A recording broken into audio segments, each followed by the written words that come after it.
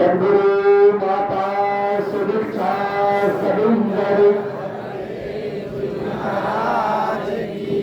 जय। प्यार से करिए सत्संगी तकरीबन 12:15 से महात्मा इस स्थान पे एकत्रित होकर इस निराकार की स्तुति सदगुरु की बंदगी में लगे हुए हैं। और चाहे वो विचार हो, चाहे वो भक्ति रचना हो, महात्मा मात्र की एक बात बताने का प्रयास कर रहे थे, मात्र एक बात, दूसरा कुछ नहीं। तो जो ब्रह्म ज्ञान सदगुरु ने फ्री में दिया है, इसके पैसे नहीं लगे हैं। हाँ, कुछ कंडीशन जरूर रखे गए, क्योंकि हर चीज की एक मर्यादा होती है, इसलिए कंडीशन रखे गए। और इस ब्रह्म ज्ञान को लेने के बाद हमें 10 साल बीते, 20 साल बीते, 5 साल बीते, 2 साल बीते, 4 साल बीते, किसी किसी के 50 साल भी बीत गए। और उसके बाद भी अगर हमारी स्थिति, हमारी मनोस्थिति पहले वाली ही है, तो फिर यूं समझे कि इस ब्रह्म ज्ञान का हमारे लिए कोई फायदा होने वाला नहीं है। क्योंकि उस रोगी के लिए दवा का कोई फायदा नहीं होता जो परहेज नहीं करता है। अगर किसी व्यक्ति को कोई रोग लग जाए, कोई व्यक्ति बीमार हो जाए, बड़ा पीछे शोरगुल चल रहा है, थोड़ा सा कृपा करें, निवेदन है, चल रहा है। अगर किसी रोगी को कोई रोग लग जाए, कोई व्यक्ति बीमार हो जाए, तो उसके लिए दवा का असर तब होगा, दवा तब काम करेगी जब वो व्यक्ति परहेज करे। डॉक्टर के द्वारा जब दवा दिया जाता है तो कुछ परहेज भी बताया जाता है, और जब तक परहेज नहीं करता है इंसान, तब तक दवा का कोई फायदा नहीं होता। हाँ, फायदा होगा, ऐसी बात नहीं कि फायदा नहीं होगा, परंतु बीमारी परमानेंट खत्म नहीं होगी। बीमारी परमानेंट खत्म नहीं हो सकती। फायदा उतना ही देर होगा जितना देर दवा का असर होगा हमारे पास। 2 घंटे, 4 घंटे, 5 घंटे, ज्यादा से ज्यादा 10 घंटे, 12 घंटे, इससे ज्यादा नहीं, लेकिन वो बीमारी खत्म नहीं होगी। अगर हम दवा लिए हैं बीमारी खत्म करने के उद्देश्य से कि परमानेंट ये हमारी बीमारी खत्म हो जाए, तो फिर उसके साथ परहेज करना पड़ेगा। और वो परहेज क्या है हम सभी को पता है। सतगुरु ने जब ब्रह्म ज्ञान दिया तो हमें मात्र 3 काम बताया: सेवा, सिमरन, सत्संग। ये 3 काम तो हम करते हैं, सभी लोग करते हैं, इतनी हाजिरी है संगत की, लेकिन उसके बावजूद भी जीवन में कंप्लेन क्यों है, शिकायत क्यों है, वो अवस्था क्यों नहीं बन रही कि जिसके लिए कहा गया कि बेरंगे के रंग में डूबो, आनंद से भरपूर रहो, कहे हरदेव के नाम में डूबो। डूबो, डूबने की बात कही है, कहे हरदेव के नाम में डूबो और मस्ती में चूर रहो। किसकी मस्ती में? इस निराकार की, इस ईश्वर की, इस परवरदिगार की। और हम तो दुनिया की मस्ती में चूर रहे, बात कहां से बनेगी? शिवा सिमरन सत्संग करते रहे, गुरु ने जो बताया वो काम कर रहे हैं, इसमें कहीं से कोई संदेह नहीं है, परंतु उसमें मिलावट करके कर रहे हैं। चक्कर यही है, यही फंस रहा है, मामला यही फंस रहा है। मिल्क मैन से हम दूध लेते हैं और उसके बाद अगर दूध में टेस्ट नहीं आता है तो उसका पानी मिलाया गया है, कुछ अपने मन की बात उसमें मिलाई जा रही है। शिवा सिमरन सत्संग तो किया जा रहा है। अब मन की बात क्या है कि जब सत्संग में आते हैं तो दाएं बाएं इधर उधर आगे पीछे ऊपर नीचे अड़ोस पड़ोस घर की बात यहां पे करते हैं। इससे परहेज करना है, इससे परहेज करना है। गुरु ने कहा कि निंदा नहीं करनी है, हम निंदा करते हैं। शिव सुमरन सत्संग के साथ तुरंत यहां सत्संग से बाहर जाएंगे, धूनी खत्म होगी, रास्ते में अगर 2-4 बहने जा रही हैं, महाराज फलाने की बहू आई थी, उसके साथ क्या हुआ था पता है क्या आपको? ये निंदा। इससे गुरु ने कहा परहेज करने के लिए। और यकीन मानिए साथ जब तक इन चीजों से, निंदा से, नफरत से, बैर से, ईर्ष्या से, चुगली से जब तक परहेज नहीं करेंगे, इस ज्ञान का जरा भी फायदा नहीं होगा, नहीं होगा। ये बात नहीं बोल रहा, ये सदगुरु माता जी का आदेश है। हमें फायदा अगर चाहिए ज्ञान का, हमें जीवन में सुख चाहिए, तो मात्र एक बात याद रखना होगा कि जो गुरु चाहता है वो करे। गुरु चाहता है क्या कि कोई गुरसिक किसी गुरसिक की निंदा करे? चाहता है महाराज? करता ही नहीं। और अब ये बात सामने वाले से पूछने की जरूरत नहीं, सुरेंद्र जी से नहीं, मुखी जी से नहीं, चंद्रदेव जी से नहीं, खुद की आत्मा से पूछें, खुद के अंतर्मन से पूछें। पिछली बार का समागम का विषय था ना, सुकून अंतर्मन का। अपने अंतरात्मा से, अपने मन से पूछे महाराज, जब चारों तरफ की क्रियाकलाप से निवृत्त होकर जब शाम को बिस्तर पे जाते हैं सोने के लिए, उस समय चारों तरफ वातावरण शांत रहता है और बातें दिमाग में आती है। अगर बिजनेस वाले हैं, महाराज किसको कितना उधार दिया, किसने कितना चुपचाप किया, जरा 5 मिनट अपने लिए भी बैठे और सोचे आज पूरे दिन में मैंने क्या क्या किया है, किसका चुगला किया, किसकी चुगली किया है, किसकी निंदा किया है, किससे नफरत किया है। मन संचालक ने मेरे को नंबर नहीं दिया, बड़ा गंदा आदमी है, इससे परहेज करना है। ठीक है, ये आशीर्वाद लेने का नंबर है, होना चाहिए। भाव होते हैं महात्माओं के, मैं भी रखूं। मन संचालक कितने महात्मा का नंबर बन लो, संगत के आगे भी क्या है, तकरीबन 300 के आसपास, 300-400, क्या 300-400 में हर महात्मा को यहां खड़ा कर दिया जाए माइक देके, तो कुछ बोल लेंगे कि नहीं महाराज? कुछ न कुछ हर कोई बोल लेगा। अब क्या संभव है कि 300-400 महात्माओं का यहां नंबर दिया जाए? सोचे जरा, सोच विचार के करें। क्या करेंगे मन संचालक महात्मा, क्या करेंगे चंद्रदेव जी, क्या करेंगे मुखी? गुरु ने जब हमें ब्रह्म ज्ञान दिया, ज्ञान प्रचारक महात्मा ने जब ब्रह्म ज्ञान दिया होगा, तो हमें क्या कहा होगा और हमारे मन में उस टाइम क्या चल रहा था? तो जरा याद करें, जरा उस दिन को याद करें जिस दिन मुझे कोई महात्मा मेरा हाथ पकड़ के लाया और कहा कि महाराज सुरेंद्र जी यहां बैठिए, यहां मेरे गुरु के सर पे भगवान मिलता है। उस टाइम मेरे दिलो दिमाग में क्या चल रहा था? अरे मैंने आज तक सुना था परमात्मा को, मैंने देखा नहीं था।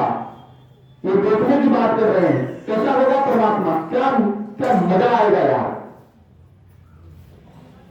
क्या मजा आएगा परमात्मा को देखने के बाद। मेरा जीवन कैसा होगा, मन में क्या चल रहा था? सोचिए, उस दिन को, उस मोमेंट को याद करें जब हम ब्रह्म ज्ञान कक्ष में पहले दिन बैठे थे। पहले दिन हमारी जिंदगी में सतगुरु का आगमन हुआ, ब्रह्म ज्ञान मिला, उस पल को याद करें एक बार।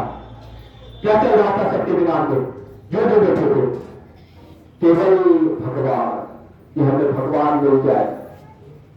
दुनिया की किसी भी समस्या का जब समाधान नहीं होता, चारों तरफ से हार जाते हैं, चारों तरफ निराशा की अंधेरा दिखाई देती है। चाहे वो महात्मा है, चाहे निरंकारी मिशन से जुड़े लोग हैं या निरंकारी मिशन से जो जुड़े नहीं है, उनको उनके लिए भी ये बात है। जब चारों तरफ निराशा की अंधेरा छा जाती है, तो अंत में किसे याद करता है इंसान? परमात्मा को कि हे प्रभु, अब तो तुम्हें आ रहा हो, कृपा करो, मेरी समस्याओं का निवारण करो, मेरी रक्षा करो। यही दिमाग को चल रहा था कि अब तो मुझे परमात्मा मिलेगा। तो महात्मा कवाली में गाते हैं ना, हर दर्द की दवा है मोहम्मद के शहर में। और यहां भी महात्मा गाते हैं कि हर मुश्किल का हर सदगुरु है, कल भी सदगुरु था, आज भी सदगुरु है। तो शासन ने उस समय जो हमारे दिले दिमाग में बात चल रही थी कि हमें परमात्मा मिलेगा, तो परमात्मा मिल तो गया, मिल गया ना, परमात्मा मिला है हमारा। है मैंने। पहले सुना करते थे रामचरितमानस में विनिपट चले सुने विनुपाना करबनु पर्वत रेवती दिनामा आनंद रहित सकल सुभोगी विनुपानी तत्तावर योग। पहले सुनते थे रामचरितमानस का आगे तो दाएं बाएं मोहल्ले गांव में रफ्तार होगा करते उसको सुनते थे, लेकिन इसका रटन लगा था शिकारी आएगा, जाल बिछाएगा, गाना डालेगा, लोग इसे फंसेंगे नहीं और फिर वही फंसते थे। जब जिंदगी में सदगुरु मिला, जब जिंदगी में सदगुरु तो बाद में मिले, जब जिंदगी में कोई महात्मा मिला और वो सदगुरु की शरण में मेरा वहां पकड़ के ले गया कि चल भाई चल, तुझे परमात्मा चाहिए, चल मेरे गुरु की शरण में चल। हम गुरु की शरण में भी आ गए, ब्रह्म ज्ञान भी ले लिए और गुरु ने कहा कि बेटा आज के बाद, किस दिन के बाद, आज के बाद मतलब इस टाइम तुम ब्रह्म ज्ञान ले रहे हो, इस टाइम के बाद जितना भी तुम करोगे उसका हिसाब होगा, उसका हिसाब होगा। और आज से पहले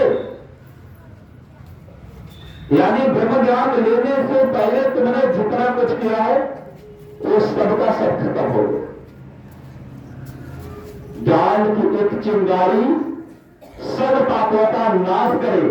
जिस दिन जिंदगी में ब्रह्म ज्ञान मिला उस दिन के पहले जितना ये किया था, किसी का दिल दुखाया, किसी से झूठ बोला, किसी को चोरी किया, किसी को धोखा दिया, किसी को मार गिराया, किसी को कुछ किया, किसी को कुछ किया, वो सब माफ हो गया।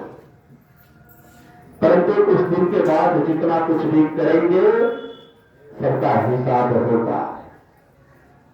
बात क्या चल रही थी कि अब परमात्मा मिल गया, तो परमात्मा मिल गया तो क्या फायदा हुआ उसका, फायदा क्या हुआ? और जब फायदा नहीं हुआ तो फिर हम कर क्या रहे हैं यहां सत्संग में बैठ के? घर का काम करना चाहिए, इससे मिल गया। परमात्मा रख रहे थे, मन में एक बहुत बड़ा उमंग था, जिज्ञासा थी, खुशी थी कि अगर भगवान मिलेगा तो भगवान मिलेगा, इससे फायदा क्या हुआ भैया?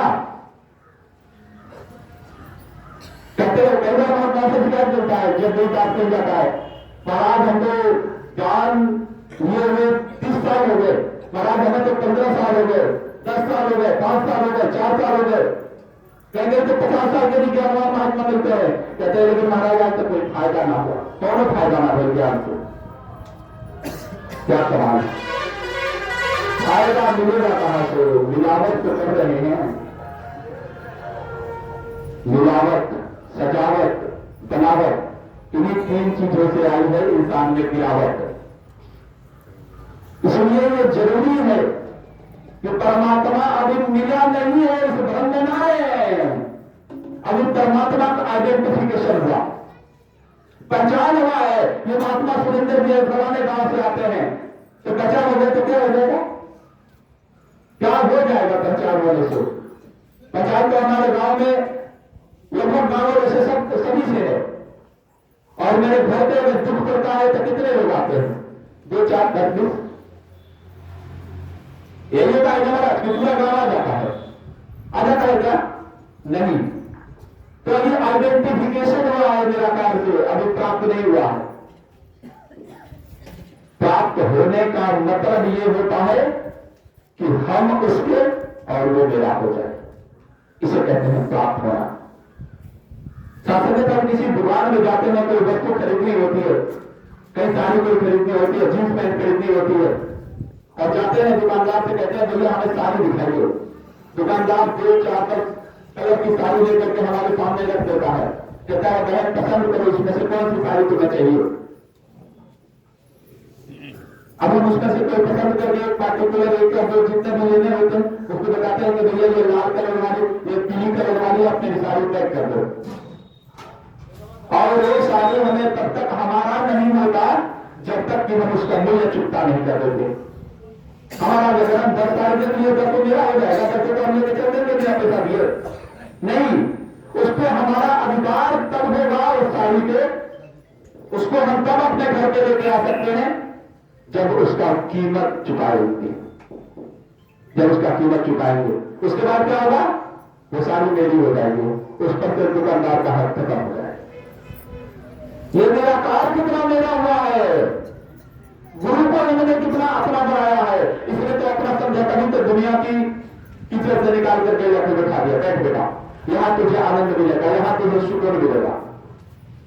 परंतु हमने गुरु की बातों को कितना माना, हमने गुरु को कितना अपना माना। अब कहते हैं त्वमेव माता चमका, त्वमेव बंधु चमका, त्वमेव विद्या कर्मेण त्वमेव, करते हैं ना, त्वमेव सर्वम मम देव देव। भजन में महात्मा कहते हैं चाहे अग्नि पर मुझे चलना पड़े, चाहे कांटों पर मुझे चलना पड़े, चाहे अग्नि में मुझे जलना पड़े, चाहे छोड़ के देश निकलना पड़े, कंडीशन देखिए भाई, चाहे छोड़ के देश निकलना पड़ेगा, ध्यान तुम्हारे चरणों में मिलता है, सच्चा सुख केवल भगवान तुम्हारे चरणों में। खूब गाते हैं, खूब गाते हैं, लेकिन आज तक सुख मिला, किस सुख की बात की गई, किस सुख की बात की गई, कौन से सुकून की बात की गई, कौन से शांति की बात की गई? सुकून अंतर्मन का। जैसी भी ये परिस्थिति रहे, एक सी मनोस्थिति, इसकी बात की गई। और ये तब तक नहीं होगा जब तक हम गुरु की बात मान नहीं लेते, हो बहु जब तक नहीं मान लेते, तब तक ये काम होने वाला नहीं है। सत्संग में आने का कोई फायदा होने वाला नहीं। उतना देर फायदा जरूर होगा, उसका मतलब ये नहीं समझ लेना कि हमें सत्संग में बुला आना नहीं हो। तो मुख्य में कहेंगे कैसे महात्मा को बुलाया तो मेरे सत्संग की उपस्थिति कब होगी? नहीं, तुलसी मेरे राम को रीझ बजोरा खींच, भौम परासो जानेगा उल्टा सीधा बीज। चाहे किसी भी कंडीशन से, चाहे जैसे भी हो, अगर हम इस निराकार का स्मरण करते हैं, उसके सत्संग में आते हैं, गुरु के सत्संग में बैठते हैं, तो चाहे जिस भाव से बैठे, चाहे कोई लालच ही लेता है कि हे प्रभु, हे सदगुरु माता की कृपा करो, हे गुरु या कृपा करो कि मेरी बेटी की शादी हो जाए, चाहे लालच लेकर आया है, लेकिन उसे फायदा मिलेगा ना, तो फिर राशि का कहना है, मैं नहीं कह रहा हूं कि तुलसी मेरे राम को रीझ बजोरा खींच, भौम परासो जानेगा उल्टा सीधा बीज।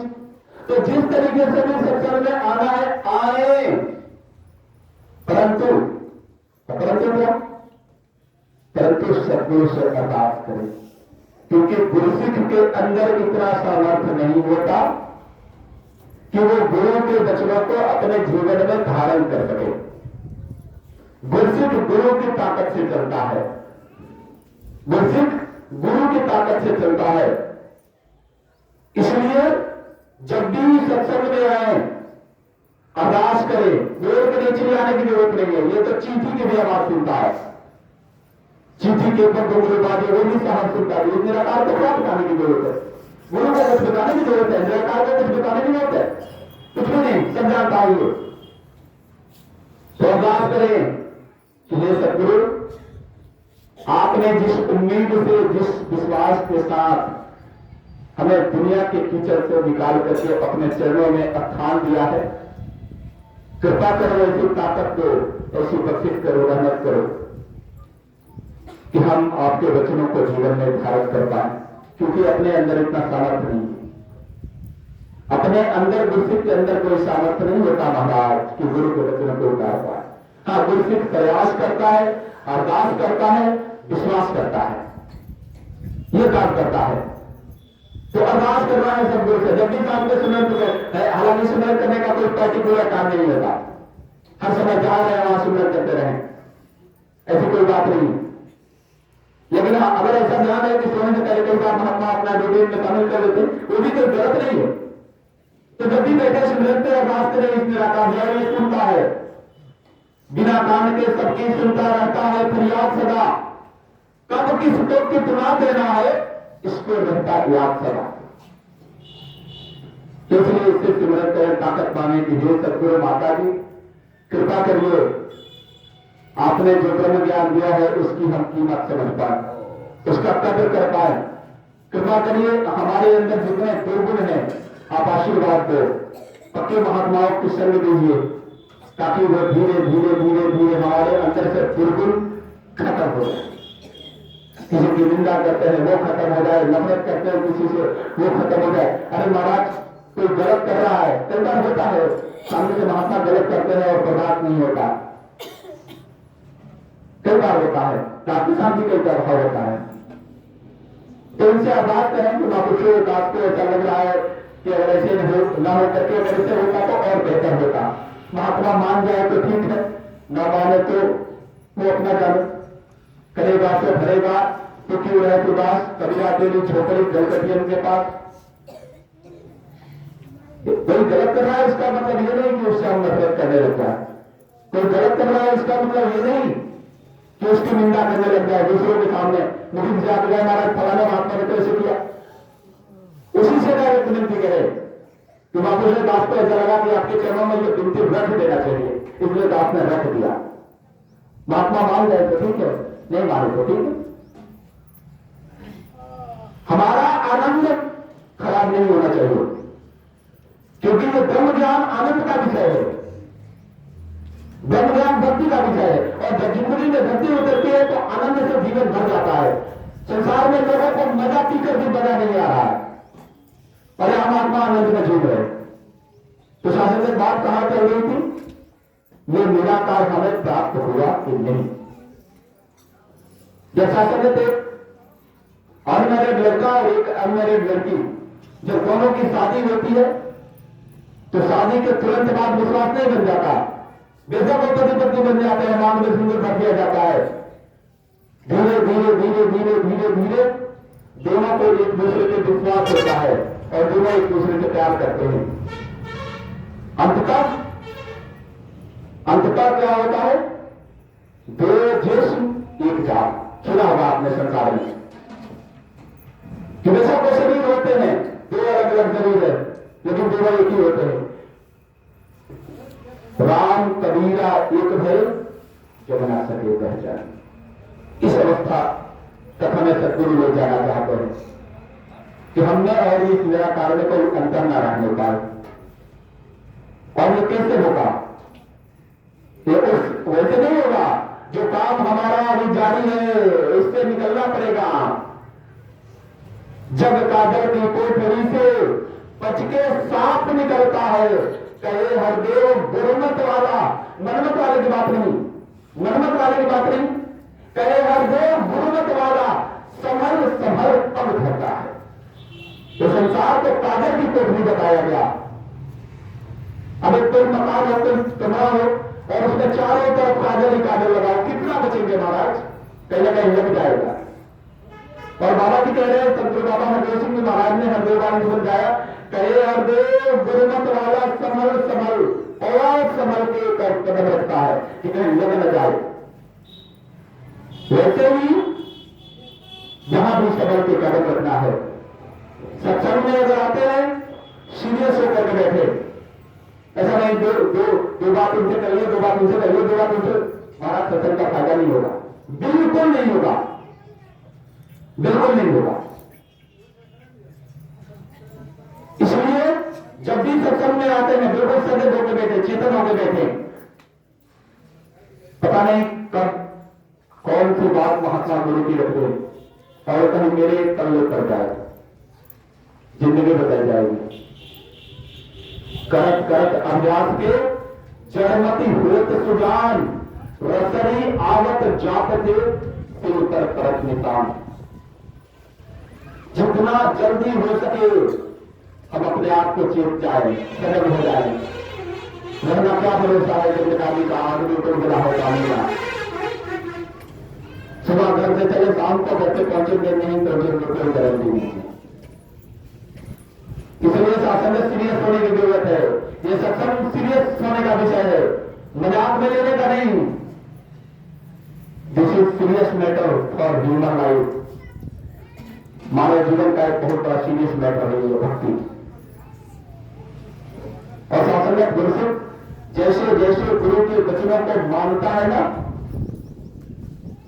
वैसे वैसे उसके अंदर ताकत आती है, निराकार की ताकत आती है। कई बार आपने सुना होगा कि पुराने महात्मा के चरणों में मैंने सबक के आशीर्वाद मांगा और महात्मा ने कहा ठीक है महाराज हो जाएगा, और पूरा भी हो जाता है। कई बार आपने सुना होगा कहीं कहीं। क्या उनको क्या कोई स्पेशल क्वालिटी की ज्ञान मिली थी क्या? हमारा कोई स्पेशल ज्ञान तो नहीं मिला था उदय प्रताप जी, जो आपको मिला, इनको मिला, इनको मिला, सबको वही मिला, आपको भी वही मिला। लेकिन ऐसा क्यों होता है? क्योंकि उसके अंदर गुरु की ताकत आ जाती है। निराकार उसके अंदर ताकत रख देता है और निराकार उसकी बात सुनता है, आपकी भी सुनेगा। हम बोलते हैं एक आदत डाल दिए हैं, हालांकि ये स्वभाव होना चाहिए, गुरुमत का स्वभाव है। हमारा धन्यकार जी कैसे? हमारा ठीक है, हमारा कृपा है। और आप बताइए, महाराज आशीर्वाद दीजिए। आशीर्वाद का टेंडर लेकर रखा है क्या महात्मा ने? आशीर्वाद का टेंडर लेकर रखा है। अब ये बोलो ठीक है, ये भाषा भी गलत नहीं, बात इसके ऊपर ऑब्जेक्शन नहीं कर रहा, तो महात्मा को गलत नहीं लिखना चाहिए। लेकिन हमारे मन की धारणा क्या है? शब्द गलत नहीं है। महात्मा से महात्मा एक आशीर्वाद की भी कामना कर सकता है, क्योंकि महात्मा के अंदर गुरु का रूप दिख रहा है तो आशीर्वाद ही मांगेगा। लेकिन दास इस विषय पर बातचीत करना चाहता है, इस विषय को चर्चा करना चाहता है कि हमारे जो मन की धारणा है ना, वो महात्मा ने बची है कि महात्मा आशीर्वाद देंगे तब मुझे ठीक होगा। क्यों? आशीर्वाद की ताकत महात्मा के अंदर थोड़े है। महात्मा आशीर्वाद के टेंडर में तो थोड़े है कि सुरेंद्र विमुखी की नहीं, ये तो गुरु से अरदास करते हैं कि हे सदगुरु, आपका भगत का अरदास आया है, कृपा करो, अगर उनके हक में अच्छा हो तो प्रवान कर ले। ठीक तो ये निरंकार करता है, ठीक तो ये गुरु करता है, काम तो ये निरंकार करता है। और हमारी धारणा क्या है? महात्मा ने कहा महाराज कैसे? ठीक है महाराज, जरा सिमरन करा दीजिएगा, मेरी बच्ची की तबीयत का है महाराज, सिमरन कराने की चीज है, करने की चीज है। सोचिए ना, क्या प्रकार महात्मा ने आपको कहा कि सिमरन कराना है? नहीं, आपको ज्ञान मिला है, सिमरन करना है। तो जितना देर आप महात्मा के फोन पे बात कर रहे हो, उतना देर आप पूरा परिवार मिलकर देखते सिमरन क्यों नहीं करते? आपकी गुरु क्यों नहीं सुनेगा महाराज? आपने सुनाने का प्रयास ही नहीं किया, आपने सुनाने का निरंकार का प्रयास नहीं किया। अरे अकेले में बैठिए ना, जब चारों ओर की दुनियादारी से साथ देते हैं, इससे करिए ना, सुनता है, ये विश्वास करिए, सुनता है, बिल्कुल सुनेगा। लेकिन हाँ, यहां पे साफ होना चाहिए। निर्मल मन जन सो मोहि पावा, मोहि कपट चल छित्र भावा। गुरु को कपट बिल्कुल है, बिल्कुल ये नहीं है, पसंद नहीं है। और उस महात्मा के मन में इतना कचरा, उस महात्मा के प्रति मन में इतना कचरा लेकर बैठे और गुरु से अरदास करेंगे हे प्रभु कृपा करो, नहीं कृपा दे सकते। सुबह सुबह हर किसी के घर पे दिन में बैठे वो गाय भैंस नहीं रहते होंगे, वो दूध लेते होंगे, रास्ते दूध लेते लिया जाता। जब मिल्क मैन आकर के आवाज देता है दरवाजे पे, आप भैया जी दूध ले जाइए, तो क्या गंदा कटोरा लेते उसके सामने रख देते हैं कि मुझे महाराज इसमें दूध डाल दीजिए। अगर कहीं ऐसा उसमें कुछ लगा भी जाता है कटोरे में, उस पात्र में, तो मिल्क मैन सामने कहता नहीं भाई इसमें दूध छट जाएगी, इसको साफ करके लाइए पहले। वैसे ही इस मन को खाली करके बैठना पड़ता है, साफ करके बैठना पड़ता है, साफ नहीं खाली करके बैठना पड़ता है, क्योंकि सत्संग में आने के बाद मन साफ होता है।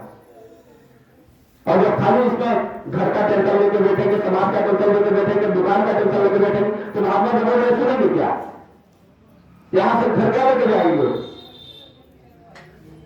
आदत बदलनी पड़ेगी। आदत से इबादत होता है। यह आज तक हमने आदत नहीं डाला कि सुबह में जब होते हैं तो इस निराकार की स्तुति करें, निराकार जी का हो तो तुरंत मोबाइल उठाए, हर इंसान की आदत है। दास की भी पहले थी, अब थोड़ा कंट्रोल किया है आपने, तुरंत मोबाइल उठाए, जितने ग्रुप है good morning good morning good morning, अरे कभी इसको भी गुड मॉर्निंग कर दिया करे महाराज, कभी इसको भी गुड मॉर्निंग करे, इन्हें निराकार को भी कृपा किया, बड़ी कृपा किया, आपने आज का दिन दिखा दिया। अब कृपा करना, आज के दिन पूरा जब तक हम दिन शाम उस बिस्तर पे न रहे थे, पूरा दिन आपका हिसाब करा रहे। कृपा करना करें किसी ऐसे मोड़ पर आप फंस जाए जहां आपकी याद बिसरे। कृपा करना हर दिन आपका पूरा दिन सिमरन में गुजरे। थैंक्स हे प्रभु, हे निराकार प्रभु, शुक्रिया आपका, बहुत अच्छी नींद आई, बहुत बढ़िया बढ़िया सत्संग का सपना देखा, ये तो कभी क्या नहीं। और जब आदत ही ठीक नहीं है तो कहां से बात करें, कैसे बात करें? आदत पहले बात शुरू थी, धीरे धीरे कंट्रोल करने का प्रयास, बहुत कंट्रोल हो गया आपके यहाँ बात। सीएच के लोग आज पिताजी तो इस पर विचार नहीं दिए थे अभी जो इन्वेस्ट हुआ वो मध्य प्रदेश में सोशल मीडिया का भी विजय में विचार आया। जितने भी यूथ पर्सन है, नौजवान महात्मा है, बच्चियां हैं, नौजवान दोस्त हैं, सबके लिए विचार आया शासन इसको कंट्रोल करे, लिमिट करे इसको। यह हमारी सुकून को भी खा रहा है। कई बार तो ऐसा भी देखने को मिलता है कि महात्मा बैठे होते हैं सत्संग में और मोबाइल टिकटॉक टिकटॉक कर रहा है। क्या करेंगे बताओ? तो फिर सत्संग में क्या जाए, घर पे बैठ के घर पे तो मोबाइल चलाइए, पूरा दिन चलाइए, पूरा रात चलाइए, कौन मना कर रहा है? तो इसलिए शासन है ये जरूरी है, हमारे जिंदगी का बहुत बड़ा सीरियस मैटर है, वरना जीवन बदलने वाला नहीं है, जीवन बदलने वाला नहीं है, सुख मिलने वाला नहीं है। ऐसे करते करते ये सत्संग की दूरी नापते नापते हमारी पूरी जीवन गुजर जाएगी। जीवन में कभी आनंद नहीं आएगा, कभी बाल बच्चे आपकी बात नहीं मानेंगे और फिर आप महात्माओं से शिकायत करते रहना, महात्मा के वगैरह चैन डाल नहीं करे, हमारे लेकर बात नहीं से माना, ये शिकायत होती रहेगी। कभी महाराज अपने बच्चों को सत्संग में लाने का प्रयास आपने किया नहीं, कैसे बात मानेगा? कभी आपकी स्पेशल उसके में बैठ कर बात क्यों नहीं, कभी निराकार को याद क्यों नहीं, कैसे बात मानेगा? और बात में तो ऐसा लगता है किसी माँ बाप को अगर ठीक न लगे तो बात करिएगा कि अगर किसी कोई बच्चा गलती कर रहा है तो 95% गलती गार्जियन की होती है, 5% बच्चे की गलती होगी। क्योंकि शुरू से हमारे घर में बच्चे हैं, सत्संग में हम खुद आते हैं, बच्चों को नहीं लेके आते, तो फिर हम क्या घर में आ रहे हैं? बच्चों को नहीं लेके आने का मतलब क्या है, धारणा क्या है मन में कि सत्संग गलत होता है, तो गलत होता है, गलत हम क्या करने जा रहे हैं? आने वाला समय बहुत समझ सकते हैं आप क्या आने वाला है, क्या क्या न्यूज में देखने को मिल रहा है, क्या क्या टेलीविजन पे देखने को मिल रहा है। तो क्या हम यही चाहते हैं कि उसी कैटेगरी में मेरा भी बच्चा शामिल हो जाए? अगर चाहते हैं तो भैया मुबारक है, अगर चाहते हैं कि नहीं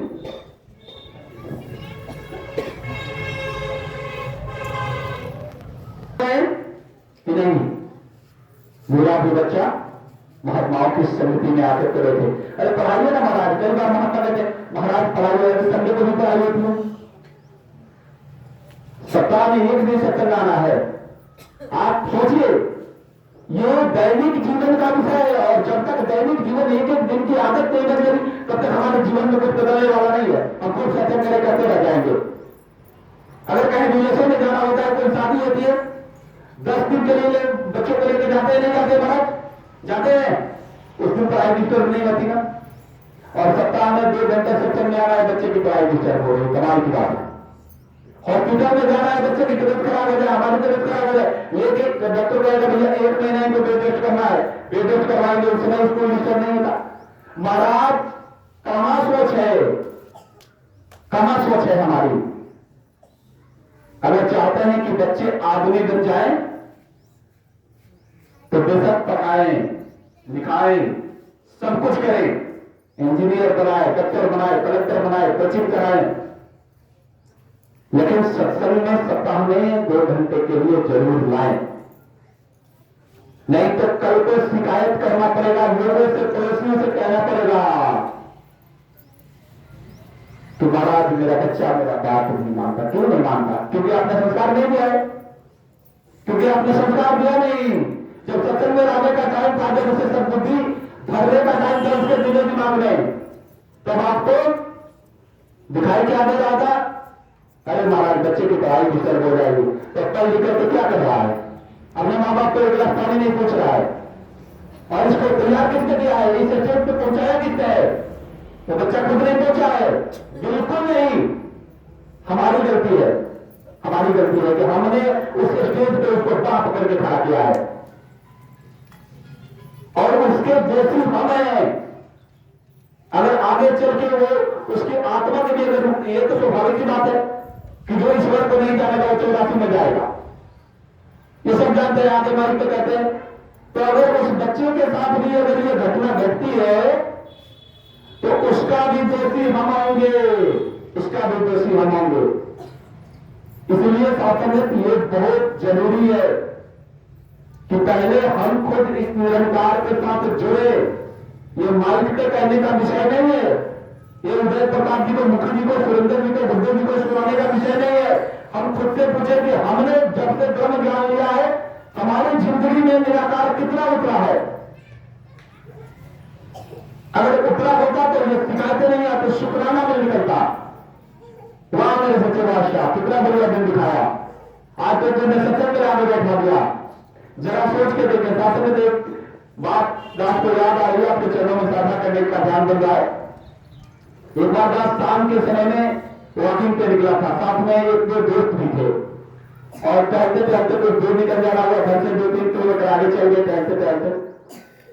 तो एक मेरे दोस्त ने बात कुछ शुरू किया और कहने लगा, शंभू भाई एक बात कभी कभी मेरे ध्यान में आती है कि भगवान ने हम लोगों को क्या, मतलब हम लोगों के नसीब में क्या लिखा है कि आज तक कहीं हम लोग सक्सेस नहीं हो पाए, इतना प्रयास किए, नौकरी नहीं लगी, ये तमाम तरह की बातें, दुनिया संसार की बातों को आप जानते हैं क्या क्या हो सकता है। हर समय एक शिकायतों में पड़ा रहता है इंसान। तब तक हम लोग वहां पे पहुंच गए जहां पे वो देखते हैं कुछ लोग थे जो स्टेशन के करीब में वो झुग्गी झोपड़ी डाल के रहते थे। हमने कहा भाई मेरी बात सुनोगे? कहने लगा सामने से बोलो। हमने कहा वो जो लोग कुछ दिख रहे हैं झुग्गी झोपड़ी डाल के स्टेशन के बाद, उनके पास मकान भी नहीं है, उनके बारे में तुम्हारा क्या ख्याल है? वो किसी क्या मंगल ग्रह से उतर के यहाँ आए क्या, या ऊपर से कटते हैं क्या? उनको भी परमात्मा ने बनाया है, उनको भी ईश्वर ने बनाया है, वो भी इंसान है ना, इंसान के बच्चे हैं। बोले हाँ बात तो सही है। हमने कहा उसके बारे में तुम्हारा क्या ख्याल है, ये बताओ जरा मुझे। सामने से चुप हो गया। हमने कहा भाई शुक्र करो परमात्मा का कि कम से कम उस परिवार में तो जन्म नहीं दिया, ऐसे परिवार में दिया है कि दो वक्त की रोटी, सर पे छत है, शरीर पे कपड़े हैं। इंसान की मूलभूत आवश्यकता ऐसी नहीं होती है, रोटी कपड़ा और मकान। तो शुक्राना करो ना महाराज, शुक्रिया बनता है परमात्मा का।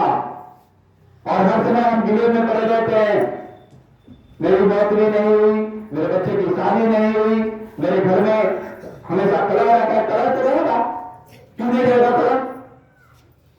अब यहां मैं सत्संग में आया, 2 घंटे 2.5 घंटे सत्संग चला और इसे चलने के बाद मैं कभी घर में जाकर कभी कोई चर्चा करता हो गया, या आप पुराने सुरेंद्र जी ने बराबर लेके गया क्या गीत का भाव था महाराज, पुराने महात्मा ने बोलते इससे सत्संग, इस बात को करने से घर के अंदर गुरमत का वातावरण तैयार होता है।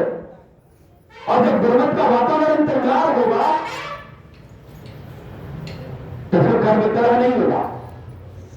तो किसी को परवाह नहीं, अच्छा थोड़े महाराज कहीं कलह के सफाई होगा, तब जाके ऐसे ऐसे धीरे धीरे जीवन में आनंद आएगा। जैसे जैसे चूंकि जहां आनंद आना है जिस हृदय में, उस हृदय में निंदा, नफरत, बैर, ईर्ष्या, द्वेष, फलाने ने फलाने के साथ ये किया, फलाने की पतो हार गई, फलाने ने पता नहीं कितने कितने चीज यहां भरे हुए हैं। और आनंद हृदय का विषय है, तो हृदय में कुछ पहले से भरा हुआ है, कहां से आएगा महाराज इनका आनंद, कहां से आएगा? इसलिए शास्त्र ये सदगुरु माता जी के चरणों में अरदास है, प्रार्थना है कि हे सदगुरु, जिस उम्मीद से, जिस विश्वास से आपने हमें ये ब्रह्म ज्ञान बख्शा है, कृपा करो आपकी उम्मीद पे हम खड़ा उतर पाए। और ये ताकत आपने देनी है, आपने कृपा करना है, इस उम्मीद पे हम खड़ा उतर पाए, आपके विश्वासों कि हम पात्र बन पाए। यह अरदास है सदगुरु माता जी के चरणों में कि हे सच्चे पातशाह, हर गुरसिख आपके बच्चे हैं, अपने बच्चों पे कृपा दृष्टि बनाओ, कृपा करो, रहमत करो, बख्शिश करो कि इस उम्मीद से आपने ब्रह्म ज्ञान जो बख्शा है उस उम्मीद पे हम खड़ा उतर के जहां अपना जीवन सुखी करे, जहां अपना लोक सुखी पर लोक सुविधा करे, वही औरों के सुख के कारण बन पाए।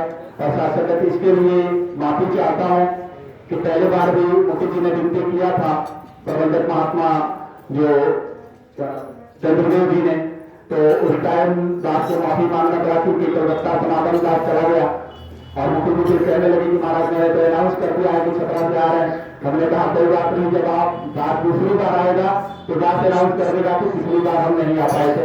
ये अरदास से चरणों में भूल त्रुटियों के लिए क्षमा।